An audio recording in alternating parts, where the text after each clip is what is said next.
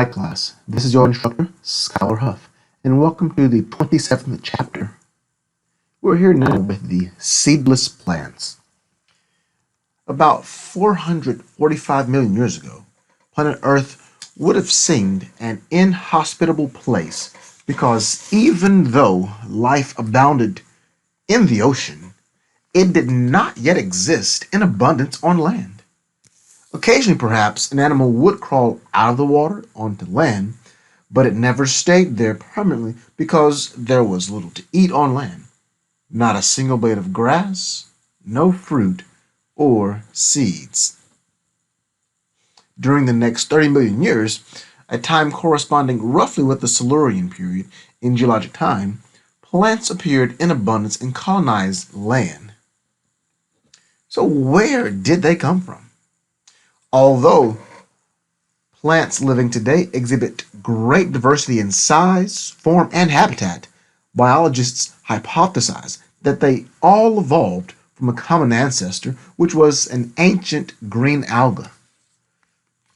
So most modern green algae share many biochemical metabolic traits with modern plants.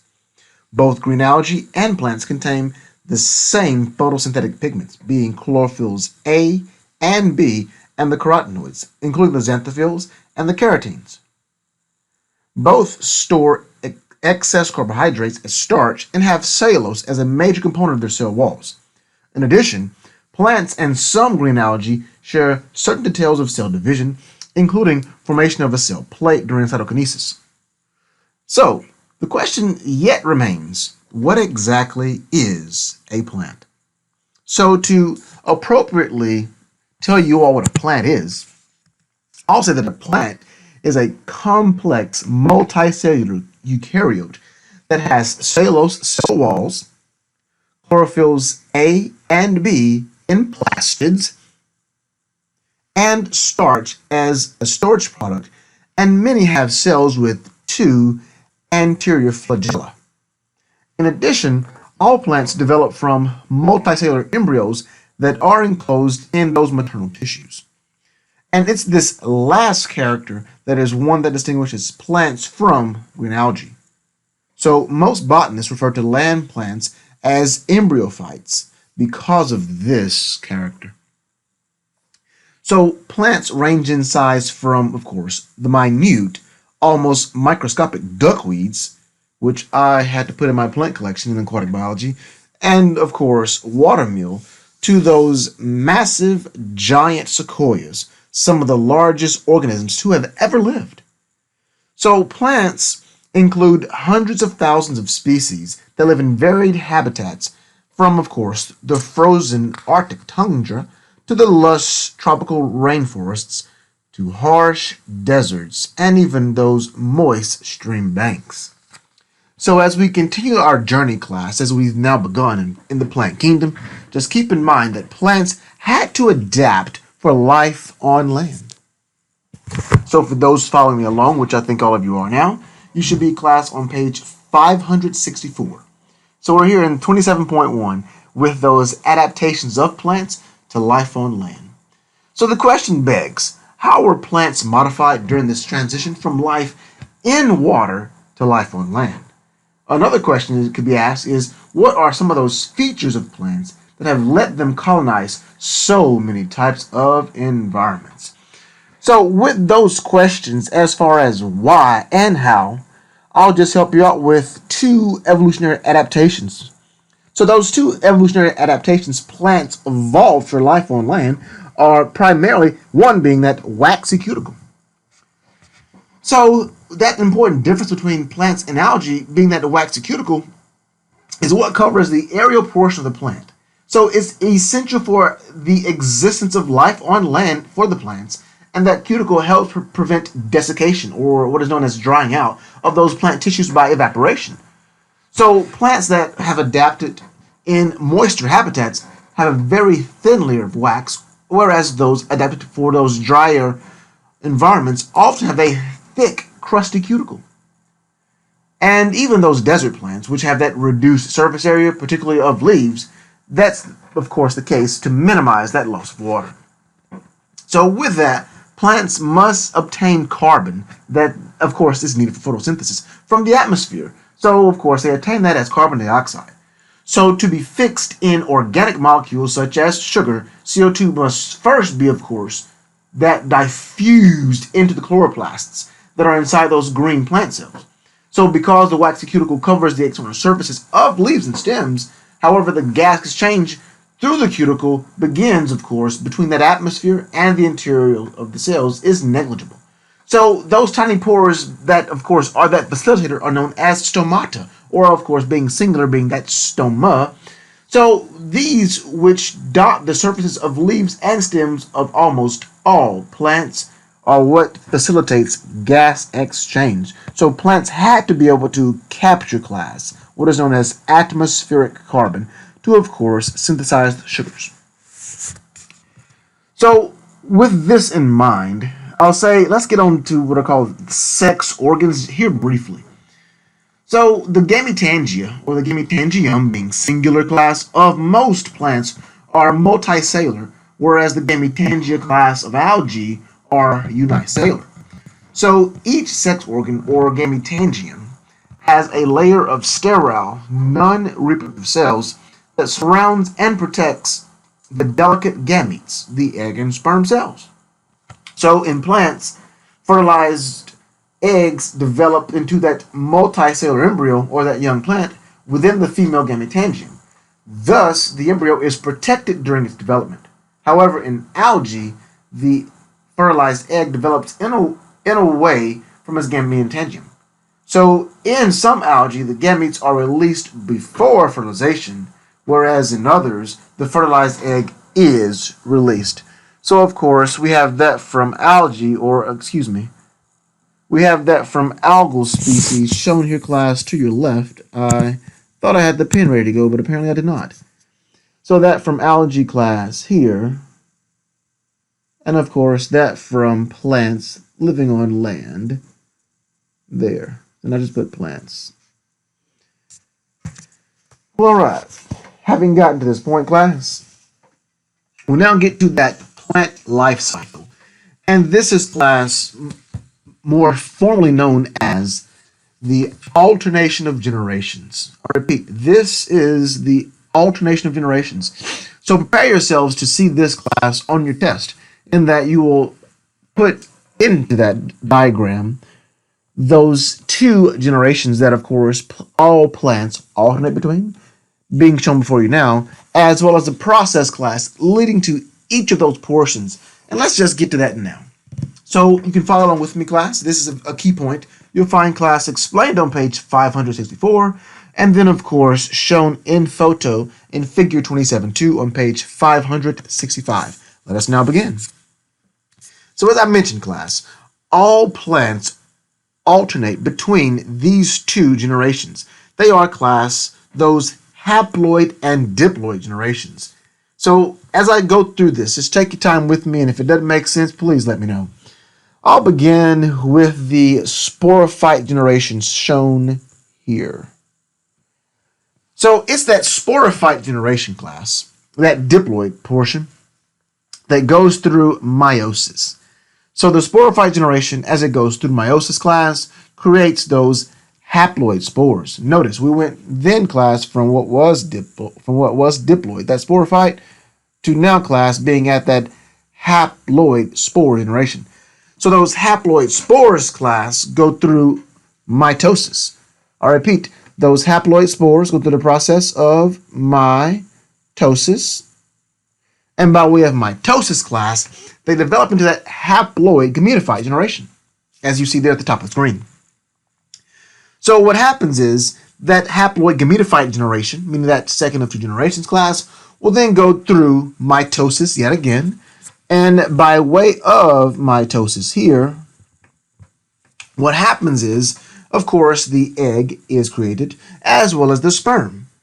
So the sperm and egg, which are each haploid, because we're still, class, in that haploid generation, go through the process of fertilization, which I think you may have heard of before. That takes us, class, from, of course, this haploid, or this N generation, to now, class, being back at that diploid generation. So by way of fertilization class, we then of course get what is known as that diploid zygote. So that diploid zygote class, by way of course mitosis throughout that embryo, will get us class back to the sporophyte generation. So with this in mind, please make sure you don't forget that it's a multicellular haploid stage, which we see here class at the top in purple. And of course, there's that multicellular diploid stage, which you all see class in this sort of tan color. So just keep in mind the way in which this occurs. I'm going to do a bit of writing here. What happens, class, is by way of the antheridia. By way of antheridia, class, those sperm are created. I'll repeat. By way of the antheridia, the sperm are created. And then I'll write here at the bottom, class, by way of the archegonia, class, are those, of course, haploid eggs produced. So it's each of those structures that produce each of those being shown to you. We'll do more with this class a bit later. And this mentions, class, what I just wrote down for you. The antheridia class forms, of course, the sperm cells, by way, of course, the male gametangia, that's what it's called. And the female gametangia, the archegonian class, is what, of course, will get that egg, as you class see there. So sperm cells are developing there within the antheridium, and of course that egg develops class within the archegonium. Now let us continue on. So this class goes through what I just did for you with the diagram, so I won't spend any time here. Well, now class, get to where we're going. So the namesake of this chapter, class, of course, is seedless plants. So with that, there are four major groups of plants in existence today.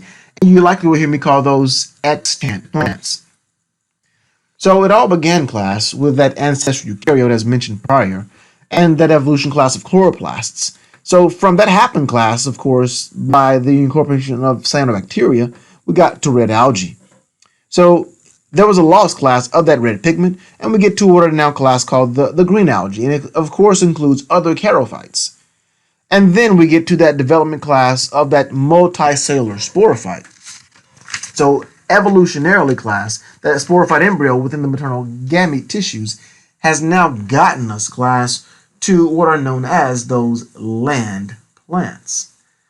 So just keep in mind, as we are here, those four main groups of plants are as follows.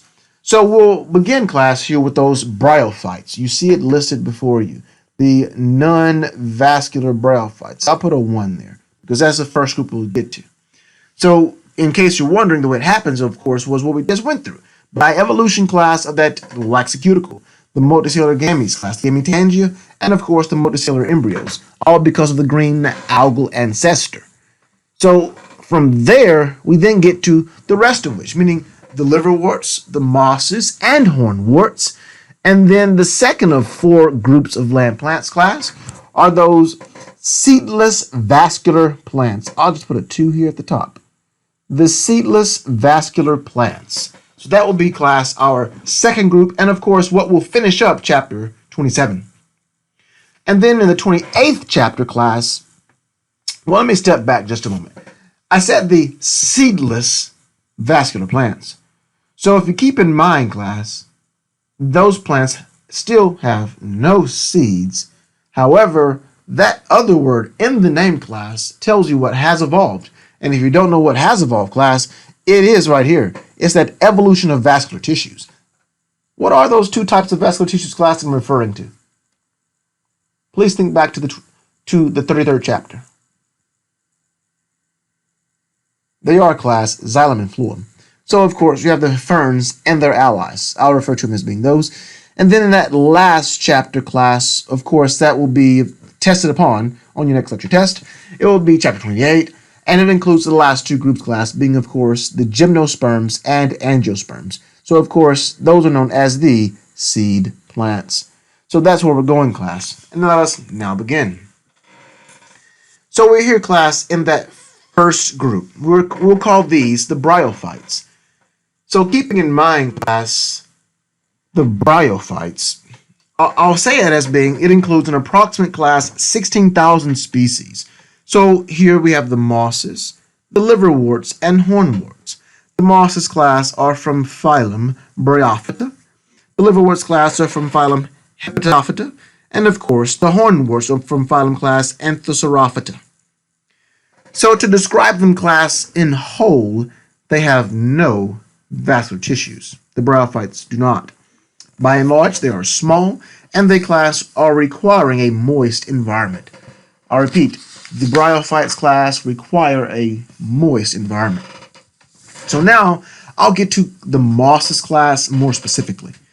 So mosses include an estimated class 9,900 species, depending upon, of course, your source. I'll say 9,900 species. And I say it's usually classed to find mosses. They'll be in what are known as those dense colonies or beds, sort of like you see shown here. The mosses class are found in dense colonies or beds. And I did a little circle, but it was hard to see that circle. So yes, a bed of moss, or a dense colony of moss. So each plant class has rhizoids, those absorptive structures class, with leaf-like blades. However, class, just keep in mind, there are no vascular tissues. And not just no vascular tissues class, also they have no true tissues at all. What they do have class are simply specialized cells. So, of course, that means that there are no true roots, there are no stems or leaves. So keep that in mind as we continue class here with the mosses, and of course, liverworts and hornworts. So many species have different sexes, and I say that because I'm referring class to the Antheridia and the Archegonia. And some class have each of those structures on the same plant. So I'm going to say it now, class, as that green gametophyte. So it's that green moss gametophyte. And of course, what we then will have is the gametangia that will be on top of the plant. So that's in green class, shown here on page 569 class in figure 27.6, which I'm showing you here. Right there on the left-hand side class, I would call that nothing more class than that green gametophyte generation. In fact, class, I'm going to draw a line here with arrow, and I'll say the exact same is right there. That class is that green gametophyte, that haploid gametophyte generation. So water is required for fertilization class, whether it's class raindrops that are splashing down or even water that's flowing. But water class is that utmost requirement because, of course, the sperm swim. So the sporophyte generation class is dependent upon the gametophyte. So the sporophyte is green initially class, and then, of course, it turns that golden brown color. And I'm saying this because that the gametophyte generation is dominant and independent class of that diploid sporophyte generation. Please know the importance of each of those two. And, of course, let's get to it now. So looking class here on the right-hand side, that's the gametophyte generation class here along the bottom. So what I have here, class, up above is that diploid sporophyte generation. That diploid sporophyte generation class includes the foot that anchors class. And then with that, you have the stalk or seta, and then within which class, or at least up above apically, is the capsule. So it's within that capsule class that those spores are created. Going back, class, in your brain at the very least, of what you wrote down a little bit earlier, please look at where I wrote down class sporophyte. If you look at that sporophyte class, it was by way of that meiotic process that sporophyte creates those haploid spores. And then, of course, upon turning brown class, this capsule will then allow those spores to be dispersed class, to allow this to go the places it goes. Here, class, I'm going to, of course, the alternation of generations for the moss. If you look closely, I suppose I'll just begin here where we just left. If you look closely, class, this is that sporophyte generation. So with that, you see, of course, the capsule. You see within that capsule, class, those spores developing. Yes, this is the diploid sporophyte. And then if you look, class, near number 6, you're seeing those spores being dispersed. The spores are being released to get us to that moss protonema, those buds, and back to, class, that dominant generation, where you see class that green gametophyte. And of course, from which class? You're seeing the archegonian with the egg, the antheridium class with those sperm. Hey, those sperm class, they swim. I hope you see the flagella there. And by way of fertilization class, we get that diploid zygote yet again, and get back class, I say again, to that sporophyte generation. Here, which is, as I said earlier, class, dependent upon that haploid gametophyte generation, which is that I said green gametophyte. This is the moss. Next up, class of liverworts. So they're an approximate class 6,000 liverwort species, and they're said to be leafy. I'll describe them class as being thalloid, meaning referring to that flattened lobed structure. They have a flattened lobed structure. So with that, the gametophyte generation class is still that dominant generation, yet and still there are no leaves, no stems or roots, only class specialized cells. And the thalli, referring to class a plural to thallus, the thallus looks or appears like a liver of a human. That's why they're referred to class as the liverworts. And with that, just keep in mind that the rhizoids, in this case, are on the underside of the thallus, and the rhizoids are those absorptive structures that anchor the plants to the soil. Because, hey, there are no roots. So like the mosses, leaves consist of that single layer of those undifferentiated cells. Keep in mind, no tissues exist. So, of course, these plants are small and inconspicuous. And they're, by and large, going to be in those moist or at least damp environments. Liverworts class, as they do indeed class reproduce both asexually and sexually class with the archegonia and the antheridia. The life cycle class is, I would say, the same as the mosses as we just went through. So some liverworts class have the archegoniophore and the antheridiophore, and from which class, of course, you do get the sperm and eggs.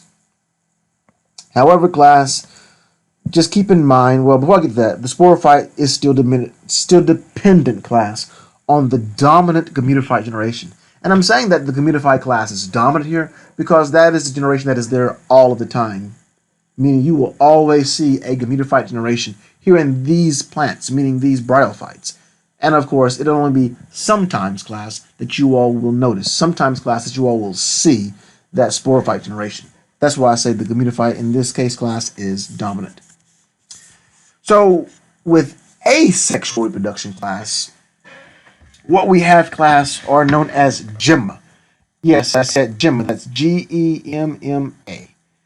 So what happens, class, is by way of gemma, which are tiny balls. Yes, I say by way of gemma, which class I say again are tiny balls.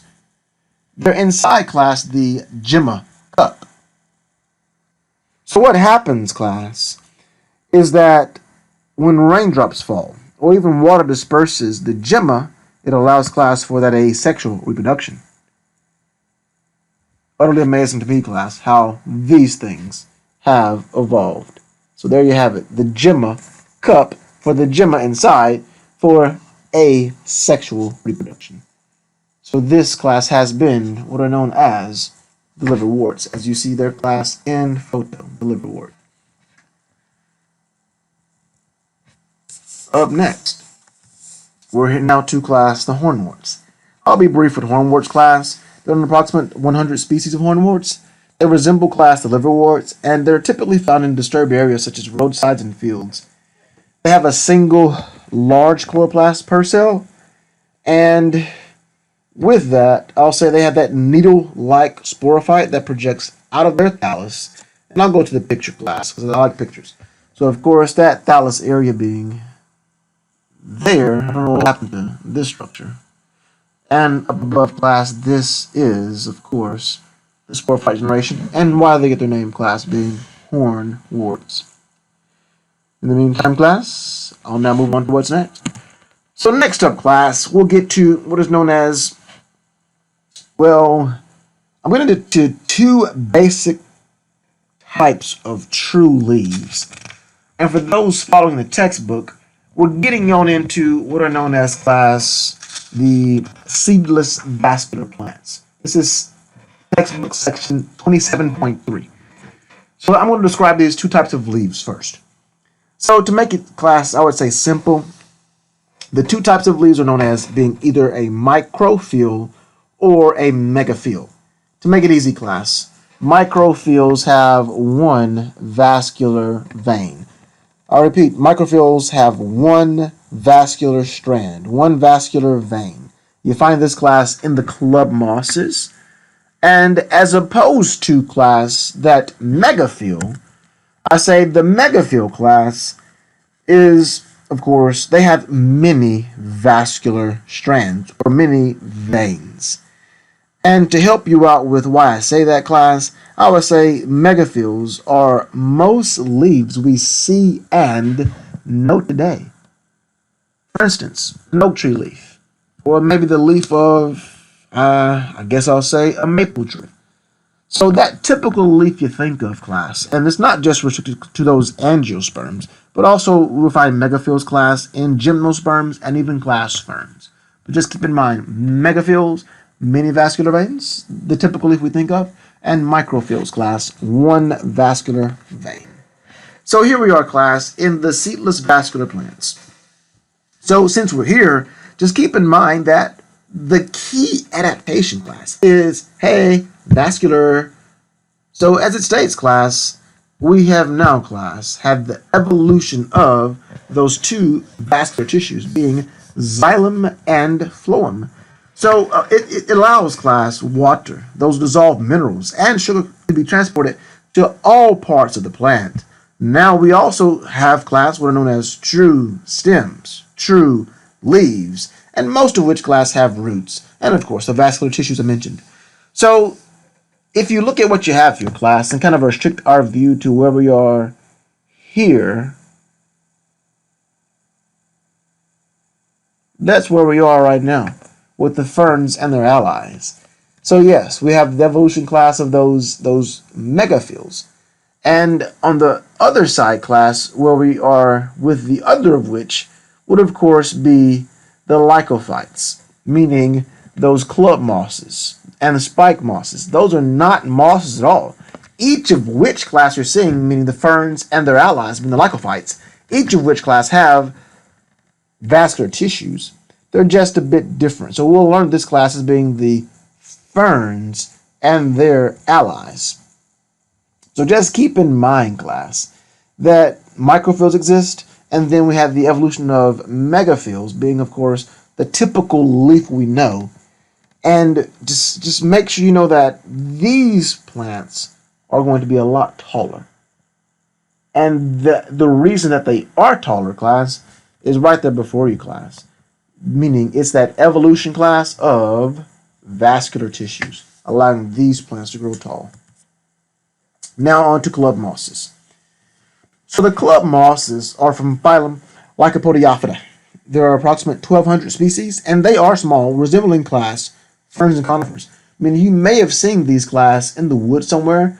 I'll just say it, they may look like a small pine tree. So true roots exist. It has a rhizome. There are erect stems and scale-like leaves, which are known as microphylls. So even though they're called club mosses, they're not mosses at all, class. So I'll continue this by saying that the sporangia, class, are born, I repeat, the sporangia, the spores, class, are born on the cone-like strobilus, that yellow structure being shown to you there. Because, hey, they're still seedless. They're just seedless vascular plants. So with that being the case, class, I'll just refer to those as being, of course, the strobili, meaning, of course, being plural for strobilus. And yes, class, they are evergreen. So you find these, class, in many wooded areas. Up next, class, we'll get down to the ferns. So the ferns, class, are from Pterophyta. And you may hear, or at least see, it's spelled a bit different here. It's spelled here as Pterophyta. I'll call it Pterophyta. And anyway, class, let us begin. So there's an approximate, class, 11,000 fern species. They are both, class, terrestrial and aquatic. So in the seedless vascular plants and every other group of plants, class, we are going to study, the sporophyte is the dominant generation. So I'm saying that to make sure you know, class, the gametophyte has been reduced quite reduced. It's underground now. And I'll say that again. I repeat, the sporophyte is now dominant. So the sporophyte here, class, includes the horizontal underground stem called the rhizome. And of course, it bears leaves. And we also, I won't say also, I say it bears the leaves. I'm going to a color that will pop. And we call leaves, class, at least here in the seedless vascular plants by way of the ferns, frond. That's Fronds. I'll write it here. So that in yellow, class, is a frond. And that's what the leaves, class, of ferns are referred to as. So what happens is the frond begins as a fiddlehead, as you all see here. I'm confident that you all have seen the fiddlehead before. If you have not, just let me know. I'll have to go find some fiddleheads. But of course, there it is. They begin, class, curled up, and of course, then they open up, and you have that larger frond.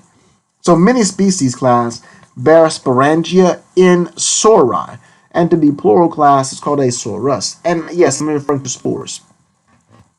So if you closely look, class, to the top right of the screen, these, class, are here at the underside of the frond, and that, class, is a sorus, as the rest of these, class, are sori, and within those sori, class, are those spores.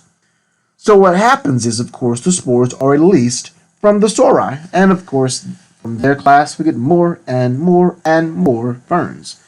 So as I mentioned earlier, class, the gametophyte is no longer dominant. We have a dominant sporophyte now. And let's now get to the prothallus, as you're seeing, class, here at the bottom, the prothallus.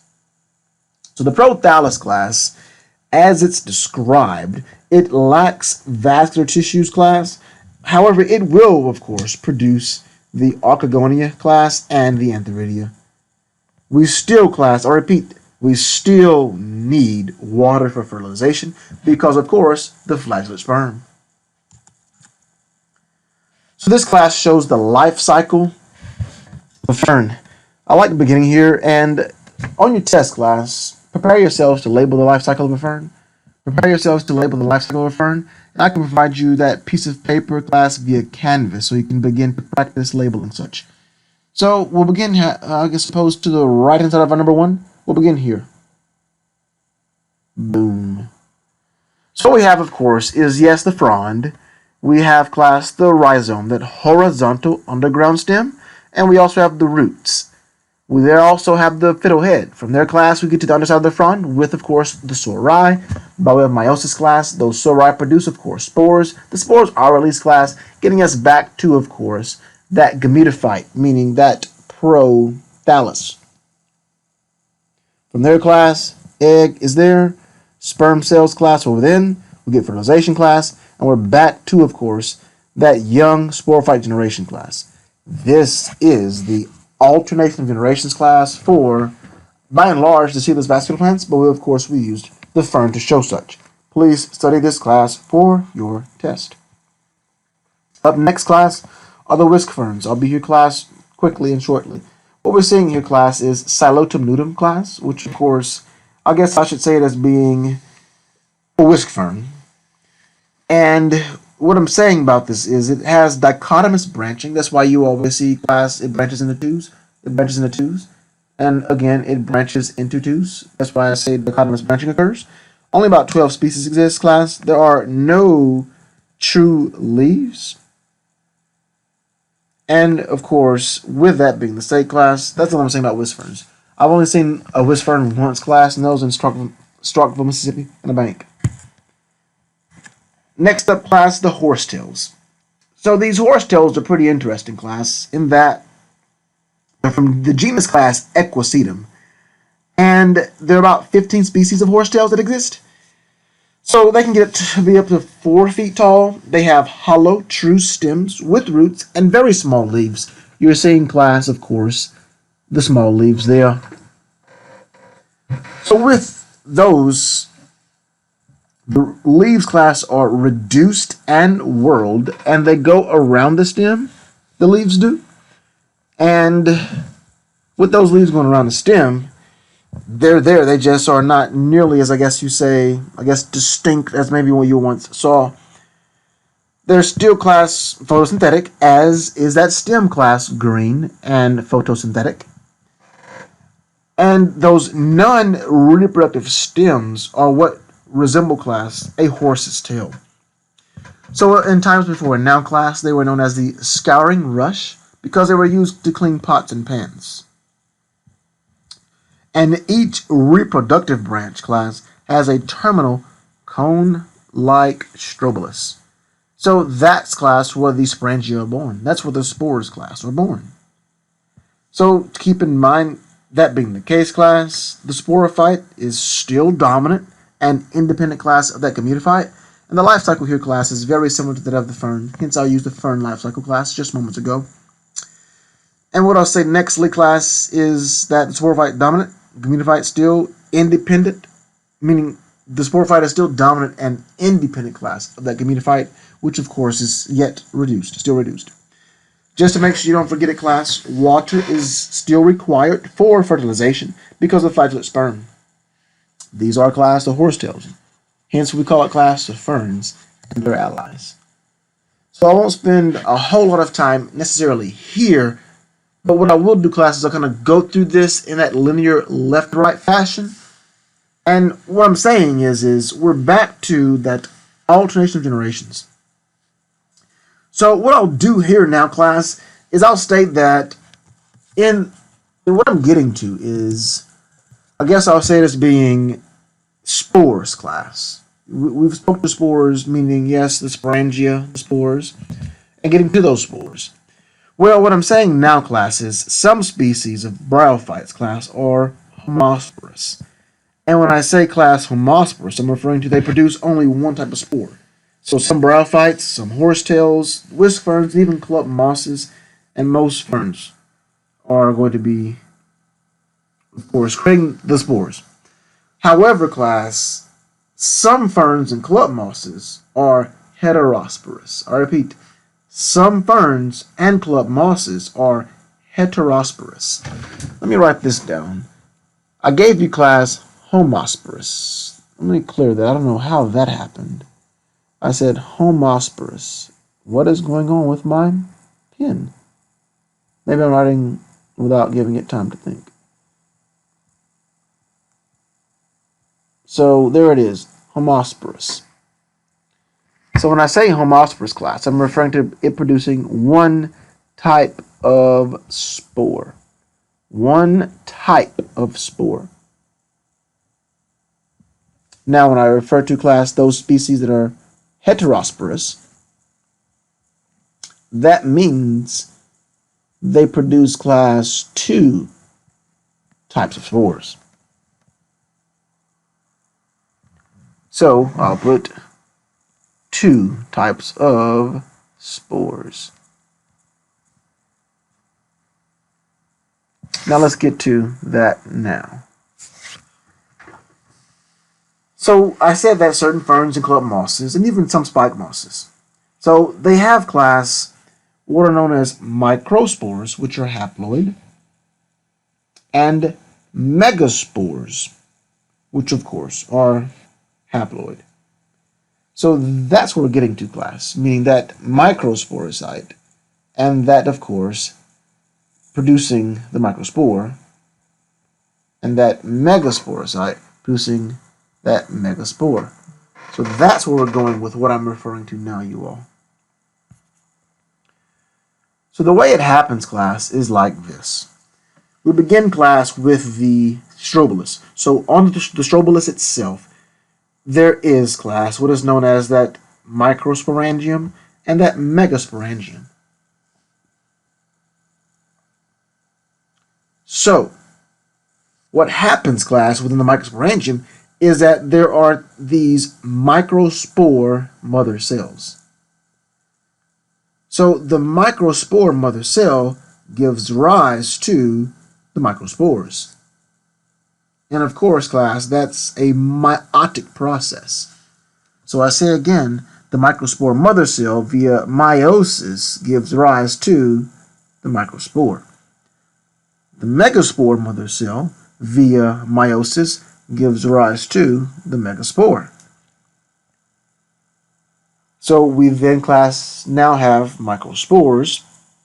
So it's by way of the male gametophyte, class, that we indeed, class, get sperm cells from within, class, that antheridium. Well, the same case, class, on the female portion. So it's that female gametophyte in the archegonium, class, that produces, of course, the egg.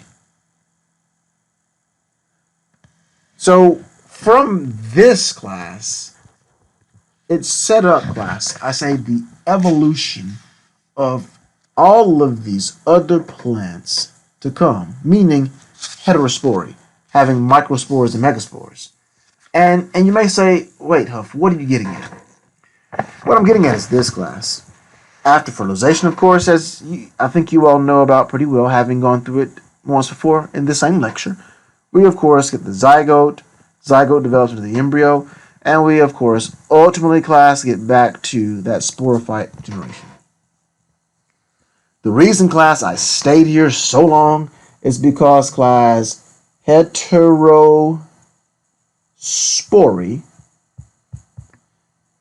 is because heterospory, class, characterizes the two most successful groups of plants, the gymnosperms and angiosperms. You're saying, what do I mean?